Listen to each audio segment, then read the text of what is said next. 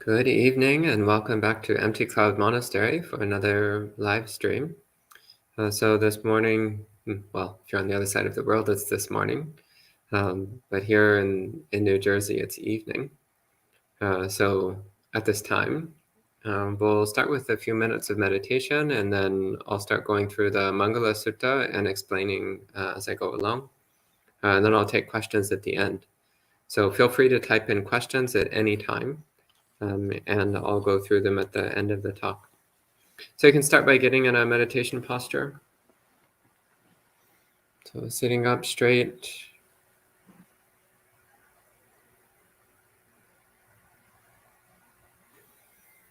And taking a few long, slow, deep breaths. Just letting the body and mind relax.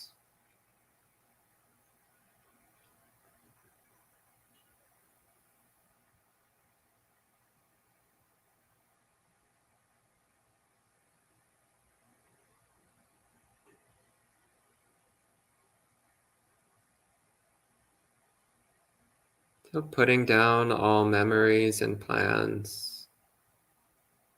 Just bringing the mind fully to the present moment. So focusing on the feeling of your body right here, right now. This immediate, ever-changing experience of body sensation.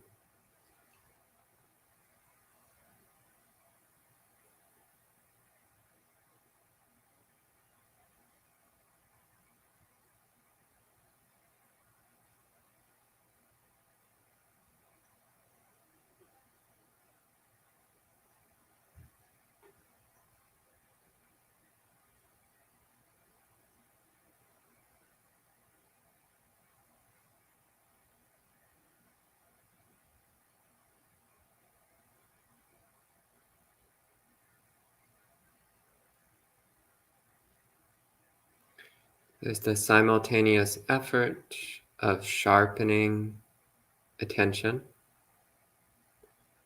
with the non-effort of letting the mind come to stillness.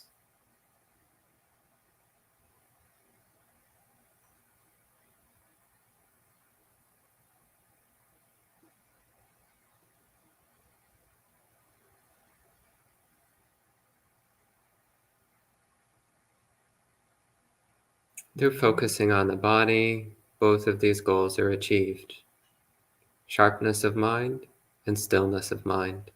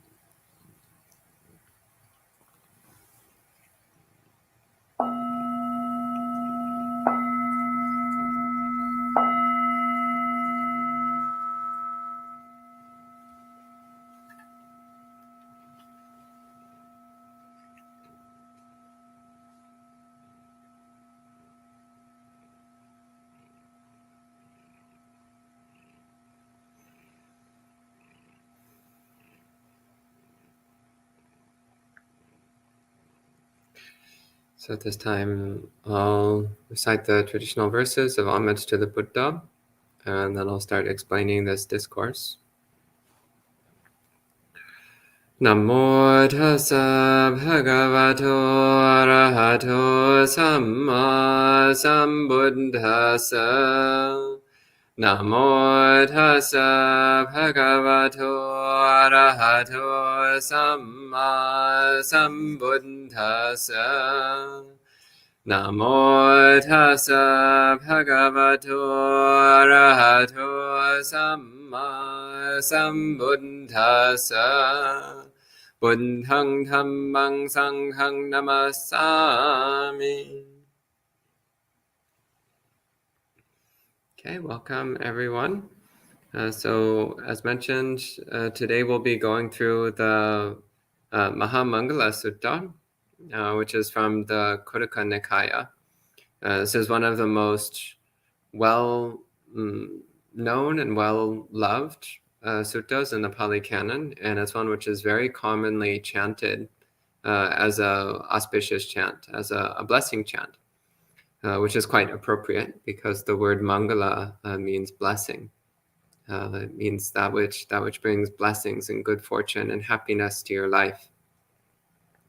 So as I've been doing lately, I'll be going through the sutta word by word and giving a detailed explanation of exactly what the Buddha is talking about here. Then at the end, I'll take any questions that you might have. So feel free to type in questions at any time. So the sutta begins with the Buddha in Savatthi, so in Jeta's Grove at Anathapindika's monastery. So this is where the Buddha spent much of his time. So there are many, many discourses which were delivered while the Buddha was at Anathapindika's monastery in Savatthi. And on this occasion, a deva came to visit the Buddha during the night. And this was a very common occurrence. So it's very common that devas would come to ask questions of the Buddha. And they would usually come in the dark of the night. So when most people are asleep, the Buddha usually didn't sleep very much. According to the commentaries, the Buddha would usually only sleep a couple of hours every night. And he would spend the rest of the night giving Dhamma talks, either to monastics who were there, who also weren't sleeping that much, or to devas who would come and visit him. So devas are the celestial beings, the angelic spirits that inhabit the same plane as we do, but which mostly don't interact very much with humans. They're mostly not that interested in humans. But some of them became disciples of the Buddha and would come and listen to the Buddha's Dhamma teachings. So on this occasion, a deva comes to the Buddha and asks the Buddha a question. So the deva says, many devas and humans think about blessings. And he asks, wishing for their well-being, he asks the Buddha, please explain to me what the highest blessings are. So the word Mangala is what we're translating as blessing. And the original root for it actually means pleasant or charming.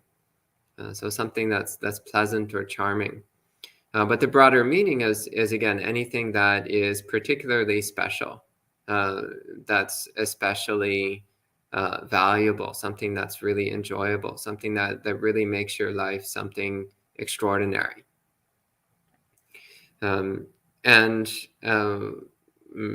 So this person asked, well, what are the highest blessings, the ultimate blessings? So Mangalang Uttamang. So Mangala means, again, blessing. And Uttama is related to, in English, the word utmost or ultimate. So it's from similar roots. So Uttama means the highest, that which is above all else. So the deva is asking, what blessings are higher than all other blessings? So the Buddha then goes through a progressive list, starting with the simplest blessings, the most easily accessible ones that we can relate to, and then building up from there. So he starts off with something very close to home. So he starts off, asevana cha balanang, panditanang cha sevana. So this means don't spend time with fools. Instead, spend time with wise people. So the Buddha is extremely practical here. Don't waste your time by spending it with foolish people. And I've given a number of talks recently on the subject of fools, including from the Dhammapada, the chapter on fools, and the Buddha's teachings on Kalyanamitta, on having good spiritual friends. So these are things which run throughout the suttas. The theme of avoiding spending time with fools and instead trying to spend as much time as possible around wise people, spiritual people, wholesome people, good influences. This is a critical element of Buddhist practice. It's not something to be lightly passed over. So it's appropriate that this is where the Buddha starts, because the Buddha says one who associates with wholesome friends can be expected to develop wholesome qualities. They can be expected to grow in the qualities of awakening. They can be expected to deepen and cultivate the Noble Eightfold Path. So having good spiritual friends, associating with wise people, then is a powerful support for the development of the path to awakening. And this also is why we do things like come to monasteries, is because we want to be surrounded by wise people, people who are at least trying to become wise. So rather than spending our time with people who value greed, hatred, and delusion, rather than spending our time with people who value distraction and confusion, instead we spend our time with people who value compassion, serenity, wisdom, virtue, self-restraint, generosity, things that really matter. And then that inspires us to develop those same qualities. And also gives us the opportunity to learn from those who are farther ahead on the path, and to help out those who are on the same level as us or maybe a bit behind us. So again, this is the foundation of the spiritual life, is to stop wasting your time with fools and instead seek out good spiritual people to spend your time with. And actually, I could give a whole talk just on this subject because this is such a critical part of Buddhism. But since there's still much left of the discourse, we'll keep going from there. So next, the Buddha says, puja cha pujani yanang. So puja means to honor or respect, or to make offerings to. So commonly we think of the word puja these days as meaning to give an offering. Commonly it's thought of as being particularly a ceremonial offering. But the original meaning of the word is to respect, to show reverence and respect for another person. And so the Buddha says one should respect and honor and appreciate those who are worthy of it, those who should be honored, those who should be respected. And this then raises the question, well, who should be respected? This also is a theme which comes up in many places in the suttas. So one sutta which I particularly like is on the qualities of seniority. So in this discourse, some very old Brahmins come to see the Buddha. So as I recall, they were over 100 years old. These very old Brahmins come to see the Buddha and they say, we hear that the Buddha does not respect seniors. And the Buddha says, well, that depends on what you mean by senior. Depends on what you think makes somebody a senior. And the Buddha then goes on to explain that seniority has nothing to do with your physical age, but rather it has to do with how well you've developed morality and wisdom. So if your morality is weak, if your wisdom is weak, then no matter how physically old you are, then you're junior. And if your morality is very strong, if your wisdom is well developed, then even if you're physically very young, then you can be considered senior. So this then also extends to the principle of honor. So the Brahmins were saying, oh, you should respect people just because they're old. And the Buddha is saying, no, you should respect people who have good spiritual qualities, people who have good morality, who have good meditation, good wisdom. These are the kinds of people that are worthy of respect, that are worthy of honor. So the Buddha says that to honor and respect those who are worthy of it, this is a blessing. And this also is indicating the fact that you're spending time with people who are worthy of respecting, worthy of honoring. So rather than spending time with people who are not so worthy of honor. Next, the Buddha gives a very practical one. He says, patirupa desa vaso. So patirupa means appropriate or proper. Desa means a location. And vasa means living or dwelling. So this means living in a suitable place. And so what is a suitable place? Well, it's a place where your basic needs are easily met, where you're not constantly in danger. So whether it's danger of attack, such as being in a war zone, or danger of starvation, or danger of natural disasters. So those are all examples of not such good places to live. And of course, the worst place to live is somewhere where you don't have access to the Buddha's teachings. So when choosing a place to live, you want to balance these considerations. One is, am I going to be able to get my basic needs met? So you don't need extravagant luxuries. You don't need 50 different outfits to lug around with you everywhere, for example.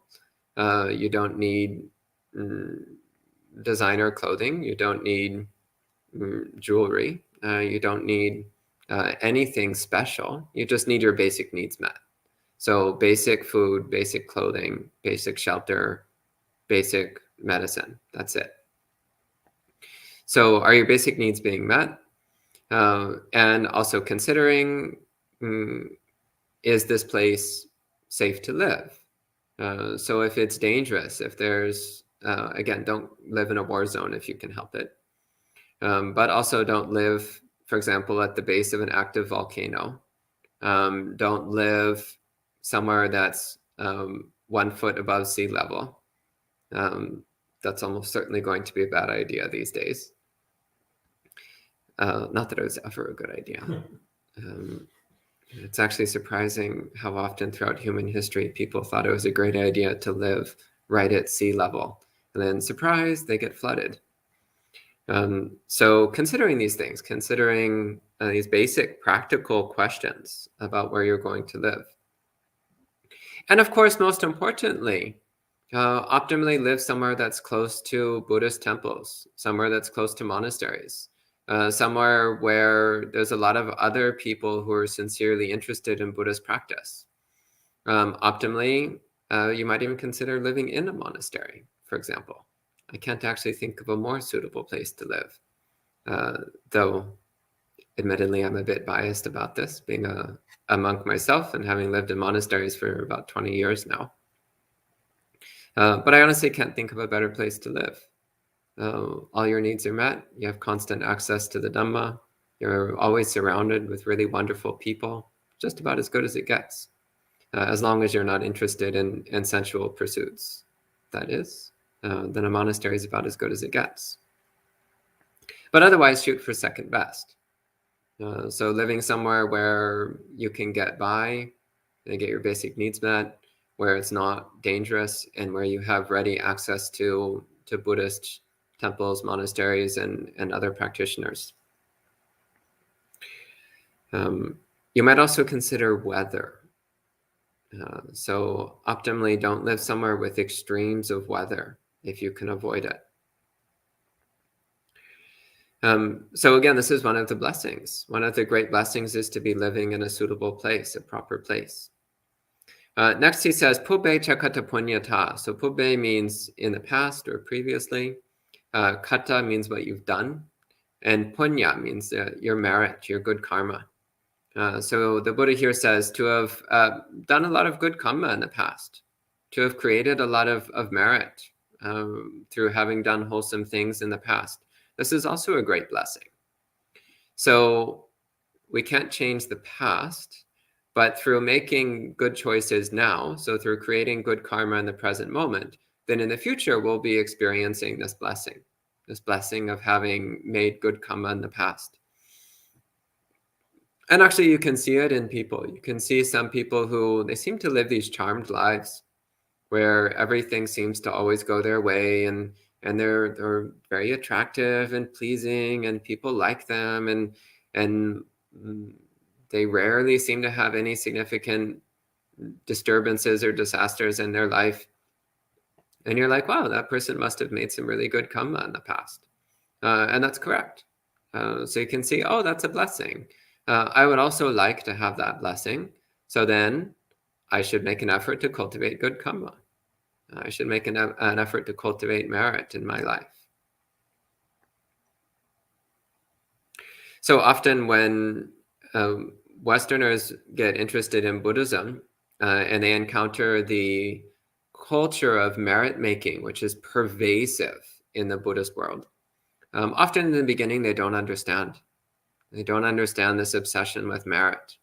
It's like, well, what's all this obsession with making merit when you could just be going on meditation retreats? Wouldn't that be much better? And the answer is that without a solid basis of merit, it's very difficult to get anywhere in your meditation practice. Without a solid basis of merit, it's extraordinarily difficult to develop the higher aspects of mind. It's like building a house with no foundation in a swamp. It just doesn't work. Like if the foundation of your mind is a swamp, then good luck building a tower. It's just not going to go particularly well. It's better off to start by building a good foundation. And then even in a swamp, if you've made a good enough foundation, you can build anything you want. And just look at the Netherlands. It's basically one giant swamp that people somehow manage to find ways to build things in. So it's clearly possible. So it's the same with our mind. When we begin Buddhist practice, our mind is a swamp. So it's important to build up those foundations. And one of the ways we build up a strong foundation is through the practices of making merit. And the next one the Buddha gives is Atta Samma Paneti. So Atta means yourself. Samma means correctly or rightly. So this is the same word that we see in each of the 8 aspects of the Eightfold Path. Samma Ditti, Samma Sankappo, and so on. So Samma means right or correct or wholesome, peaceful, harmonious, true. These are all meanings of the word Samma. And Paneti means how you direct yourself. So Atta Samma Paneti means to direct yourself correctly, to direct yourself in a way that's harmonious, that's in line with the truth, that's peaceful. So this means directing yourself in line with the Noble Eightfold Path. So practicing the 8 sammas, the samma ditti, samma sankappa, samma vacha, and so on. So right view, right attitude, right speech, right action, right livelihood, right effort, right mindfulness, right concentration. Did I miss any? Let's see, right view, right attitude, right speech, right action, right livelihood, right effort, right mindfulness, right concentration. Yeah, that's all 8. So again, this is one of the great blessings, because when you're directing yourself in a proper way, in line with what's wholesome, what's true, with what's peaceful, in line with the Noble Eightfold Path, then your life will start to feel angelic. So it will start to feel blessed. It will start to feel like every day is a holy day.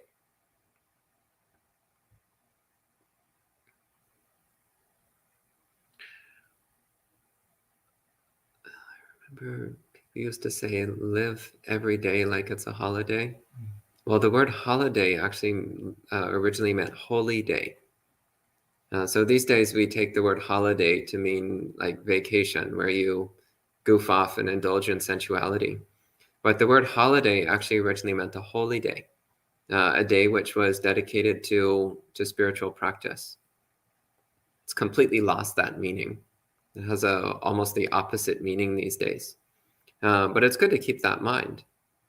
So live every day like a holy day instead of living every day like a holiday. So next, the Buddha says, Bahu sachancha sepancha vaniocha susikito. So Bahu sachancha means having a lot of knowledge. So Bahu means much, and Satcha literally means truth. So knowing a lot of truth. So Bahu Sachancha, knowing a lot of truth. And in particular, this is talking about the Dhamma. So not just knowing a lot of random things. So of course, it's nice to have a lot of knowledge. And in fact, to be well educated is a mundane blessing. To be well educated is, in mundane terms, it's a nice thing. It brings a certain degree of pleasantness and goodness to your life. But the best kind of truths to know, the best kind of knowledge to have is the Dhamma. And this is the kind of thing that you want to have as much of as possible. So in many places in the suttas, the Buddha talks about how wonderful it is to stockpile knowledge about the Dhamma. So not just to know a little bit, but to stockpile, to accumulate knowledge about the Dhamma. Because the more we know, the more we understand, then the more effectively we are able to practice. And next the Buddha says, Sippangcha. So sippang, a sippa is a talent, a craft, an ability. So some sort of capacity to achieve things. So this can be anything. So you might be particularly good at woodworking, or you might be a particularly skilled speaker, or you might be particularly good at cooking or cleaning, or mowing lawns or whatever. It doesn't matter. But having something that you're good at. So the Buddha also says this is another example of a blessing. A mundane blessing is having something in your life that you're skilled at, that you're able to do well. But again, optimally, what we're training ourselves in is how to train the mind, how to develop the mind. So the art of the mind, the art of training the mind, the craft of shaping the heart. This is much more important than being able to shape wood or being able to prepare nice food or anything of that mundane sort, but rather developing the craft of the heart, the art of training the mind. And next he says, Vinyocha susikito means to be well trained in discipline. So normally the word vinaya is used to refer to the monastic code of conduct. And that's one way of understanding this, to be well trained in the monastic rules. But it's also sometimes used in a broader sense to mean any kind of practice of self-discipline, of self-restraint. So we also sometimes hear mention the Gihi Vinaya, so the code of conduct for lay people, the rules of training for lay people. So as opposed to the code of rules for monastics. So to be well trained in the practices of self-restraint and self-discipline. The training rules laid down by the Buddha as guidelines for helping us to cultivate a wholesome mind. So the most basic of this for lay people is the 5 precepts. And throughout the suttas, the Buddha gives many more detailed explanations of how to live a wholesome life as a layperson. The most well-known is the Sigalovada Sutta from the Digha Nikaya, but there's many other places as well in the suttas. So making an effort to train oneself well in the practices and training principles that the Buddha offered us. And the next line, the Buddha says, Subhasita chaya vacha. So this means words which are well spoken. So he says, this is another thing that's a blessing. So this both means hearing pleasant words, hearing well-spoken words, but also the ability to speak well. So it has both this aspect of eloquence, one's own ability to express oneself clearly and well, but also to be the recipient well-spoken speech. Again, these are ordinary mundane blessings. But the highest form of subhasita, of good speech, of right speech, is of course clear explanations of the Dhamma. So to hear good, easily understandable explanations of the Dhamma, and also to be able to engage in Dhamma discussion, mutually enriching discussion about the Dhamma. This also is the best form of subhasita, of good speech.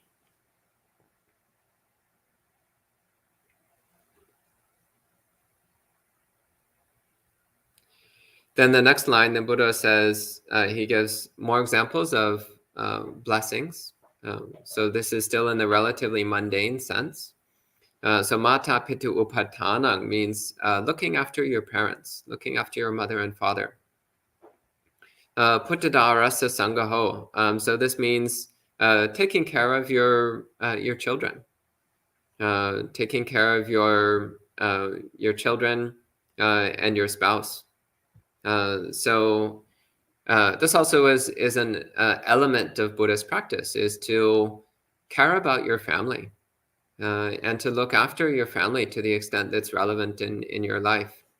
So of course, the details will vary from person to person, but the basic principle here is pointing out the fact that we have a strong karmic connection with our relatives, and especially our immediate relatives. So our parents, our siblings, our children, and if we're married, then our spouse, or if we're in a long-term relationship, then our long-term partner. So we have a strong connection with these people, and therefore we have a responsibility to treat them well, to care about them, and to care for them, to see what we can do to help them out and improve their lives. And of course, this must be done within the domain of Dhamma. So if your parents are, say, running the local mob, then helping them out with their various criminal activities would actually not be following the Buddha's instructions here. It would actually be the opposite. The Buddha, elsewhere in the suttas, the Buddha says that the best way to repay your parents is, if they lack morality, then teach them morality. If they lack samadhi, then teach them samadhi. If they lack wisdom, then teach them wisdom. So you also need to apply some wisdom. In looking after your family, taking care of your family, you need to apply some wisdom and ask yourself, how can I look after my relatives in a way that's in line with Dhamma, and which helps them to be more in line with Dhamma? This is much more important than ordinary worldly concerns. And also with your children. So if you choose to have children, then teach them the Dhamma. So there's kind of this pervasive attitude among Western convert Buddhists of, if they have children, that they're not going to teach the Dhamma to them, and they're just going to let them come to it on their own when they're older. I think this is a terrible idea. So throughout Buddhist history, and also the Buddha's own instructions on the matter, Buddhist parents teach Dhamma to their children from before the children are even able to walk. Usually shortly after the child is born, it will be brought to visit a temple. So the child has a positive contact with Buddhist monks from a very young age, teaching the child how to show respect for Buddha, Dhamma, and Sangha, teaching the child how to make offerings to Buddha, Dhamma, and Sangha. Again, often before they're even able to walk, let alone speak. So this is very important. So it's very important to raise your children in accordance with Dhamma. So not just turn them loose to stumble blindly in the dark in the hopes that eventually they'll figure things out. If you've discovered this precious light, then of course you should show it to your children as well. And next the Buddha says, anakulacha kammanta. So this means not having any kind of entangling work. So work that gets you caught up in unnecessary involvements or entanglements in the world. But in particular, things which disturb or confuse your own mind. So avoiding things which will derange your mind. Again, this is often something to consider. So when considering the question of right livelihood, the Buddha says that right livelihood is any livelihood which does not harm sentient beings, and optimally, which helps sentient beings in some way. So not harming any sentient being also includes harming yourself. So somebody might have a job which seems relatively blameless, but they're working 14 hours a day and that makes their mind deranged and unsettled. Well, then that's wrong livelihood. Or they might have a job which is relatively blameless and they're actually working a moderate amount. Maybe they're not working overtime or anything. But still, the job is one that disrupts their mindfulness, weakens their concentration, means that they're surrounded by unwholesome people or distracting influences. Well, then that also would be wrong livelihood because it's harming yourself. Or it leaves you so exhausted that you're incapable of doing any meditation practice. You're not interested in studying the Dhamma. Well, then it also is, again, it's wrong livelihood because it's muddling your mind. So not engaging in any kind of work which is entangling or confusing or muddling to one's own mind. So this also, the Buddha says, is one of the highest blessings, is to have a job which is not entangling or confusing or disruptive to one's practice. Next he says, danan cha dhammacharyacha. So danan is dana, so giving, generosity, the practice of giving. And dhammacharya means to behave in accordance with Dhamma, to live in line with Dhamma. So this also is here the Buddha is starting to get into specifically talking about principles of Dhamma.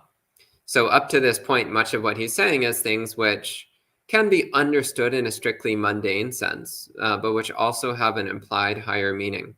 But here there's starting to be a switch where the Buddha is very clearly talking about things which are inescapably principles of Dhamma. So generosity, for example, giving to others, stingy people would not say that's a blessing. Stingy people would actually say that's the opposite of a blessing. So here one needs to have a certain amount of wisdom in order to understand that generosity, giving things to others, is itself a blessing. It's something which brings brightness and lightness to one's own mind, as well as cultivating the basis of good karma and good merit that we were speaking about earlier. Well, similarly, dhammacharya, so living in line with Dhamma, behaving in accordance with Dhamma. Well, you need to know what the Dhamma is in order to live in accordance with it. If you don't know what the Dhamma is, then you might sometimes, just because of our innate conscience, our innate sense of right and wrong, you might sometimes practice in accordance with Dhamma, but you might also sometimes follow your instincts and impulses, which are usually based on our defilement and our confusion. So dhammacharya, to live in line with Dhamma, this requires one to have some understanding of Dhamma. And this is a great blessing. It's a great blessing to have a life which is in line with the Buddha's teachings. Next, the Buddha says, Nyatika nancha sangaho. So nyatika literally means those who are known to you. And usually this word is translated as relatives. But it's actually a bit broader than that. Again, the literal meaning is those who you know. So the Buddha here is saying to look after and take care of the people who you know. So the people in your life, do what you can to support them and take care of them. So not limiting this just to your immediate family. So earlier in the discourse, the Buddha is talking about taking care of your own family members, which again is something most people can relate to and understand.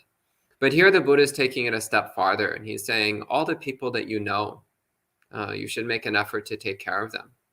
And he uses the same word, sangaha, that is used earlier in reference to your family. So implying that you should be treating everyone you know with the same consideration and kindness and care that you show towards your own immediate family. And next, the Buddha says, anavajani kamani. So this means blameless activity. So all of one's actions should be as blameless as possible. So trying to avoid doing anything which would be blameworthy, anything which might be criticized by wise people. Next, the Buddha says, arati virati papa. So this means restraining oneself completely from evil. So papa means evil. No relationship to the word for father, by the way. Complete coincidence. And actually, papa in Italian means pope. So also pure coincidence, I assume. So papa, again, it means evil. But it needs to be understood here that when we talk about evil, we mean unwholesome, that which is harmful to sentient beings. So one wants to carefully avoid doing anything which harms sentient beings in any way. So the 5 precepts are a great place to start, as indicated by the Buddha's next statement. He says, Majjapana cha sangyamo. So this means restraining oneself from intoxicants. So Majjapana literally means intoxicating beverage. Because, of course, the main way that people intoxicate themselves is through ingesting things, and particularly ingesting alcoholic beverages. Though majja, the word majja is not limited just to alcohol, but it's any intoxicating substance which disturbs one's mindfulness, weakens one's concentration, weakens one's wisdom, weakens one's self-restraint. These are all things that we should avoid when at all possible.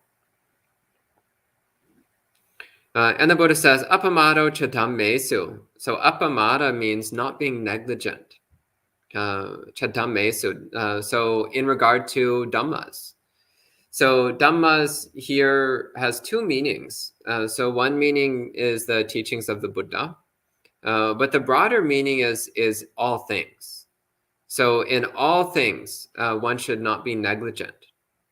So of course, one should not be negligent in terms of the Dhamma, but the Buddha is saying in all of your activities and everything that you do and everything that you consider, don't be negligent. Be careful, be attentive, and especially be attentive to what you're doing, the choices you're making, and what the consequences of those choices might be. Because in this way, we can have the ability to always make wholesome choices, good choices. Next, the Buddha says, Garavocha nevatocha. So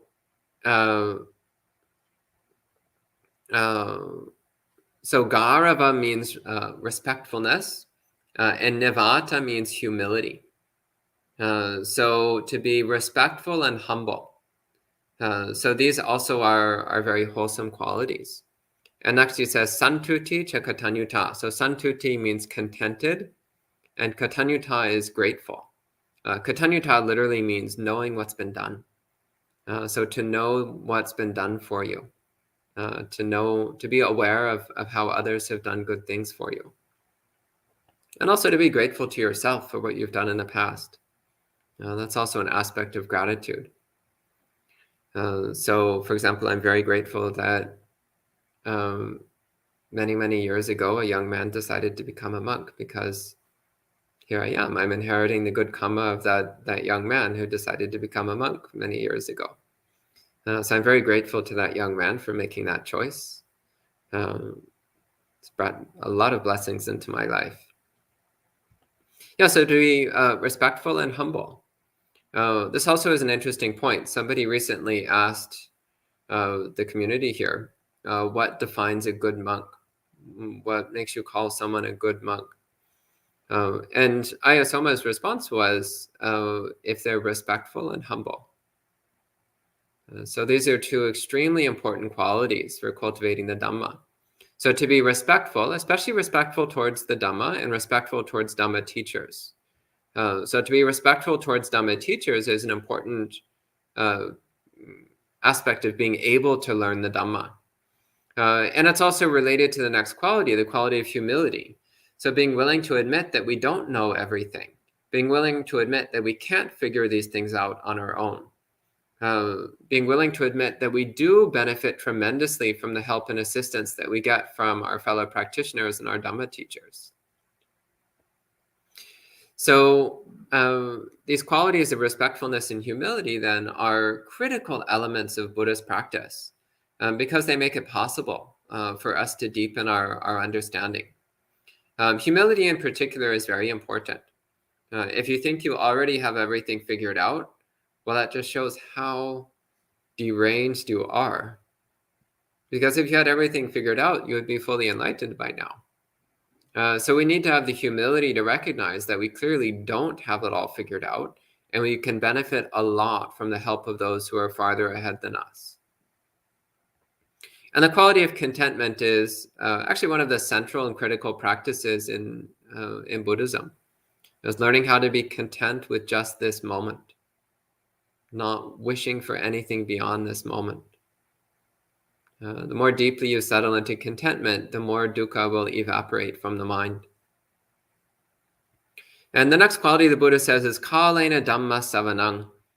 So kalena means timely, and dhamma savanang means hearing the Dhamma, listening to the Dhamma. So listening to the Dhamma from time to time or at the right time. So hearing the Dhamma, listening to the Dhamma. This is a very, very important element of our practice, of bringing blessings into our life. And I see all the people who've been consistently joining in for the live streams to hear the Dhamma. This is one of the ways that you bless yourself, that you bring good fortune to yourself. And again, through hearing the Dhamma, then we understand the Dhamma. And through understanding the Dhamma, we can practice the Dhamma. And through practicing the Dhamma, we can realize the ultimate. We can come to the highest pinnacle of unconditional happiness and perfect wisdom. The next quality is the Buddha lists. So khanti means patience or endurance, acceptance of the way things are. Actually, I could give a whole hour-long talk just on the word khanti. This is another critical quality of mind. So being able to patiently endure and accept our experience just as it is.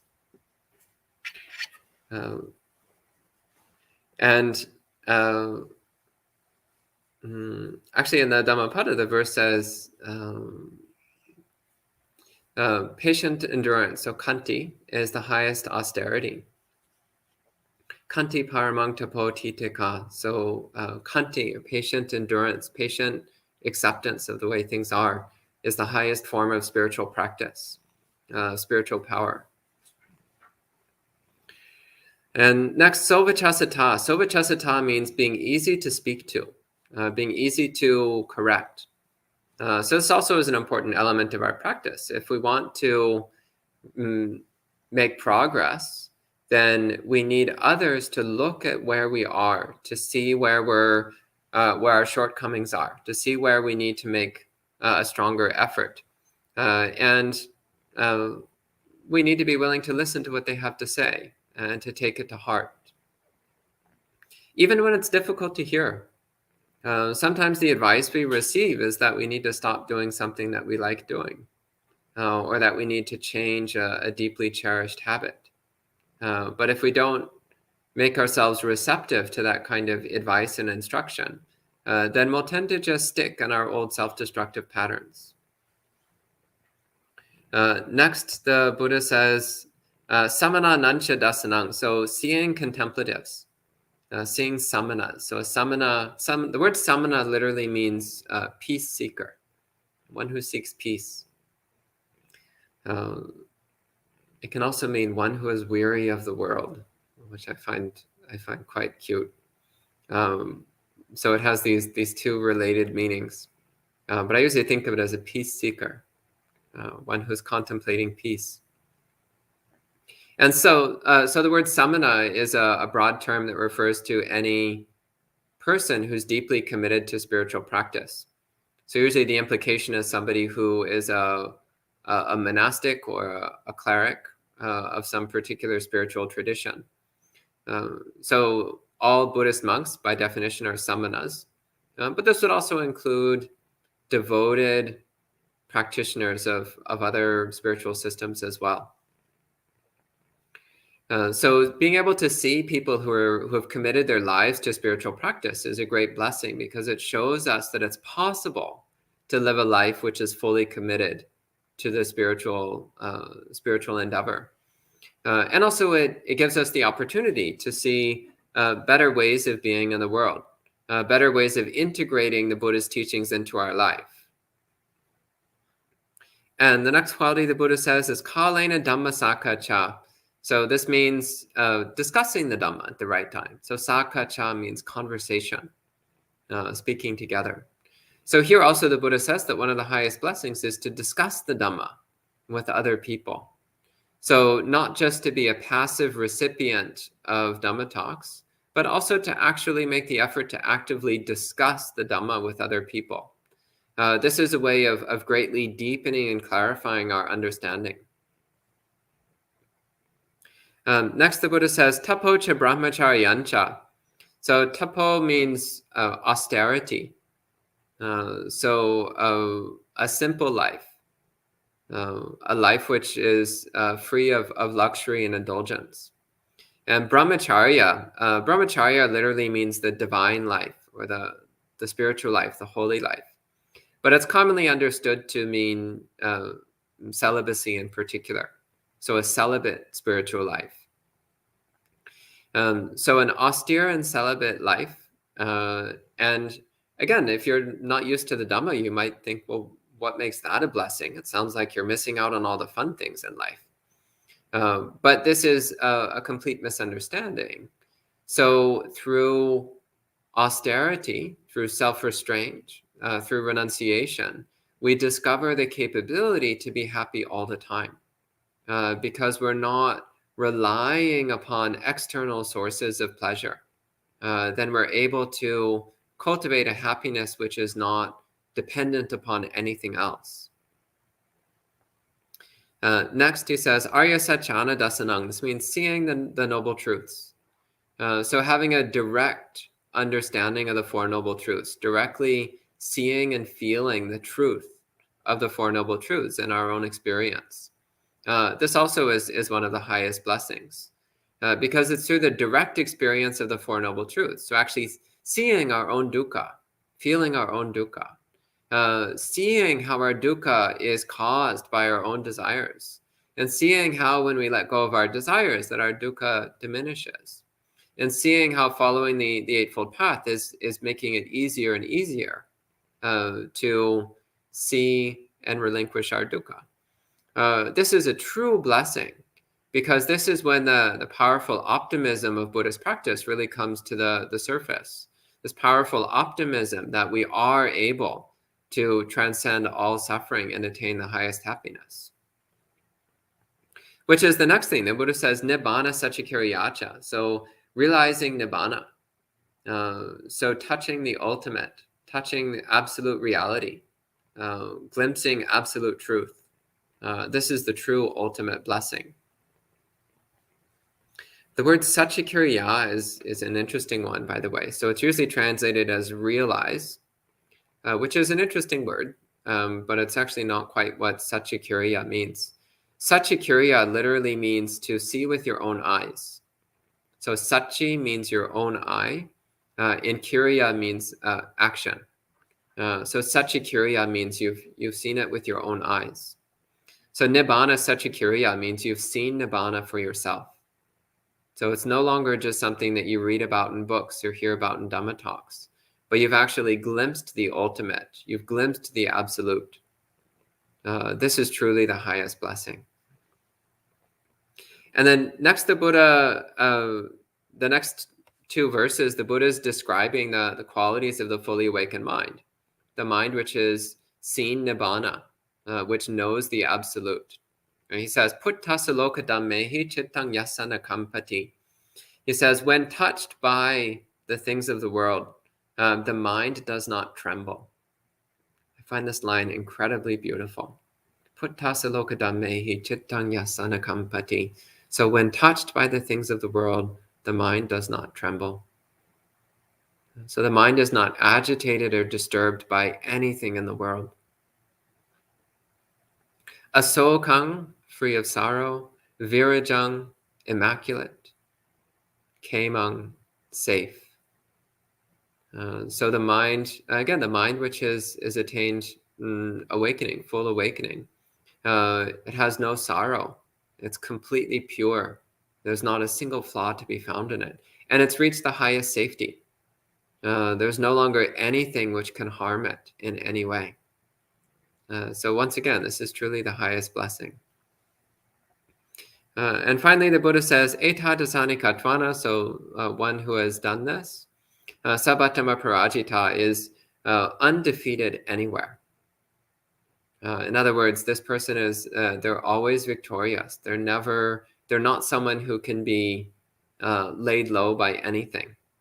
Not even illness or death can bother them. Not even illness or death can take away their wisdom, their awakening, their purity of mind.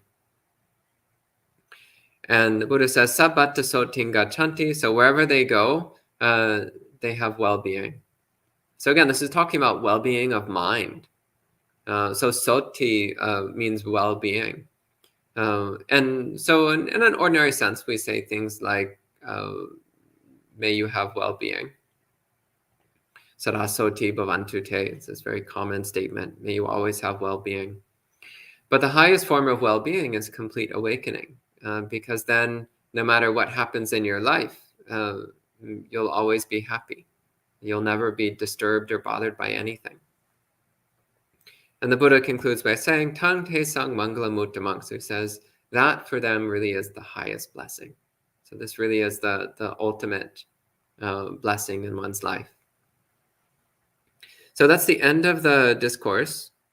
So let's respect the sutta with 3 sadhus. Sadhu, sadhu, sadhu.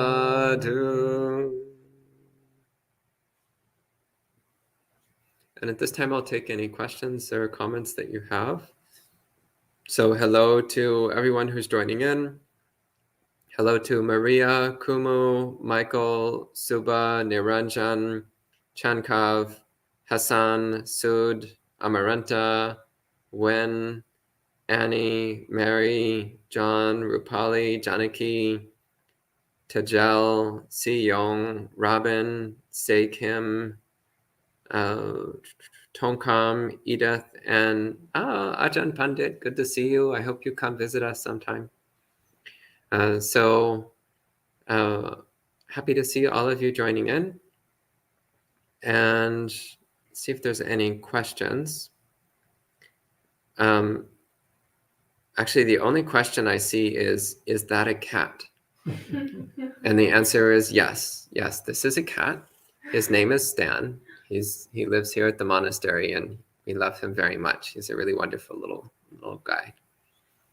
Let's see if any other questions. Okay, and Sud has a question.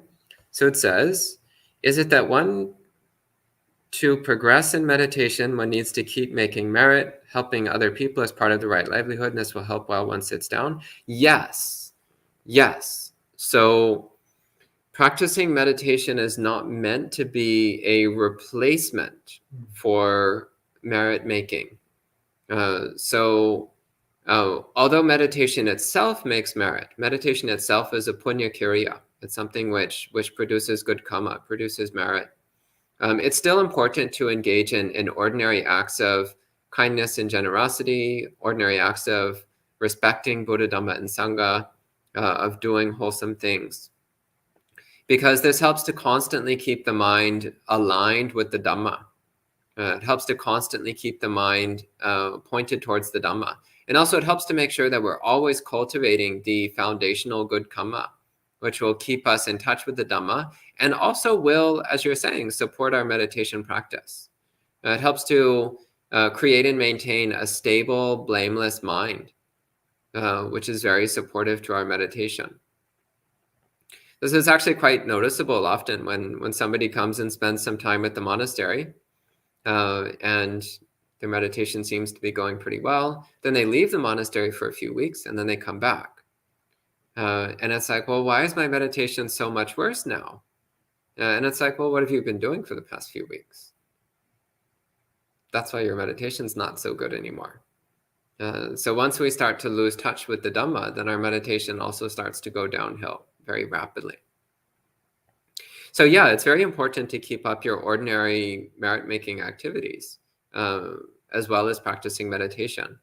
And actually, the deeper your wisdom comes, the deeper your wisdom grows, then the more natural it is for you to behave in meritorious ways.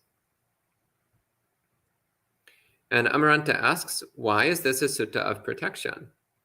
So through reflecting and contemplating on these truths, then one is bringing oneself in line with the Dhamma. And when one is in line with the Dhamma, then one is protected by the Dhamma.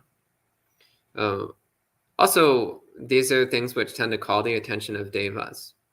And in particular, it calls the attention of the Dharma protecting devas who like to watch over Buddhist practitioners. But ultimately, these suttas bring protection because they remind us. They remind us of the most important elements of the Buddhist teachings, so that our mind is always focused on Dhamma. So this is inoculating the mind from the inside out. Annie says, even if we are not perfect in virtue yet, should we still meditate while trying to improve in virtue? Yes, absolutely. You most certainly should practice meditation, even if your virtue is not perfect yet. And you should also try to improve your virtue. Yeah, don't delay starting a meditation practice. I've met some people over the years who they have this idea of like, oh, I'll start meditating later on in my life. For now, I'll just do a little bit of merit every now and then, and I'll do that meditation stuff when I'm in my 70s. And it's like, well, one, you don't know if you're actually going to live that long. Two, you don't know what condition your body and mind are going to be in at that point. Probably not so good. Three, what are you doing in the meantime? Are you actually building up a solid foundation? Or are you just wasting time? Or even worse, are you building up counteractive tendencies in mind? So yeah, don't delay your meditation practice. Start right away. Sud asks, if one is helping people working 14 hours per day, tying as it is, maybe is this not right livelihood? Ultimately, it depends on the results. So if it's harming your own stability of mind, then that's not so good. But for some people, helping other people brings them so much happiness and energy that it actually isn't a problem. They can work for 14 hours, and at the end of the day, their mind is so peaceful and joyful that it doesn't cause any problems for them. So it depends upon each person. So you can't really make blanket judgments on these sorts of things. You need to see for yourself how it affects you. Sud says, since it won't leave time for meditation, make sure to make time for meditation then. Always make time for meditation practice. Bhavani says, avoiding fools' company, won't it be like discriminating them? Yes, absolutely. Yeah, the power of discrimination. So we often think of discrimination in the negative sense of being unnecessarily hateful towards particular kinds of people. But discrimination also has the meaning of analytical wisdom. So the word discrimination, like, his discrimination is really good. For example, if you say the Buddha's discrimination is really good, what that means is his ability to clearly analyze and understand things is very strong. Or saying like, oh, she has discriminating tastes, means she has a precise and finely tuned understanding of what she's experiencing. So yeah, you should be discriminating in terms of who you spend time with, in the sense of wisely analyzing what's supportive and what's counterproductive. So you're not obligated to spend time with everybody you run into. Honestly, a lot of the friendships that people form in life are accidental. It's like, well, they just happened to run into each other, and they just happened to spend some time together, and they wind up being friends. And at some point, you come face to face with the facts that you've got some really bad friends. And it's like, well, too late now. I'm stuck with them. They're my friends. It's like, no, you're not stuck with them. But also try to be a little more discriminating in how you pick your friends in the first place. Try to make some effort to cultivate wholesome friendships. And if you realize that your friends are a bunch of bad influences, then it's time to change friends, get different friends. And Kumu says, can you please repeat the stanza on Kanti patience you mentioned during the sutta, which is not in the sutta? Yeah, Kanti paramang tapo titika. So it's in the Dhammapada. I could actually find it without too much effort. But if you send an email, then I could find it for you.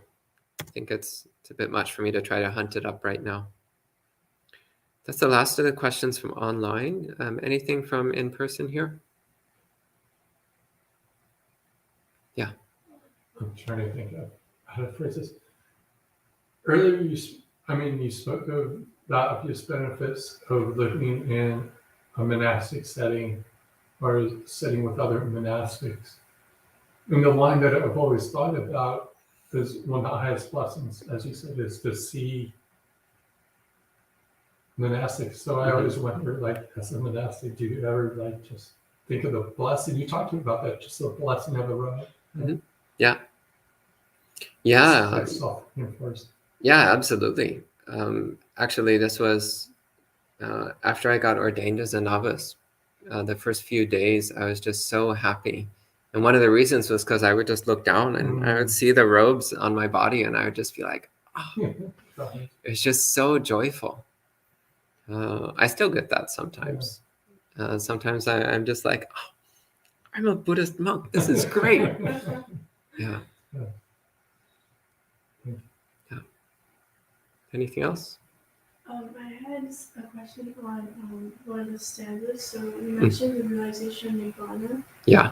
That's possible before enlightenment. What do you mean by that? Is it through meditation or would you go into that? So with stream entry, one gets one's first vague glimpse of Nibbana. So one of the ways it's described in one of the suttas is like seeing water at the bottom of a well. So when you look down a well, you can see the water and you know it's there. And you see what it's like, but you haven't yet tasted it. So this is what stream entry is like. You've seen the water at the bottom of the well, but you haven't yet tasted it. So a stream enterer has their first hazy glimpse of Nibbana. So you see it, you know it's there.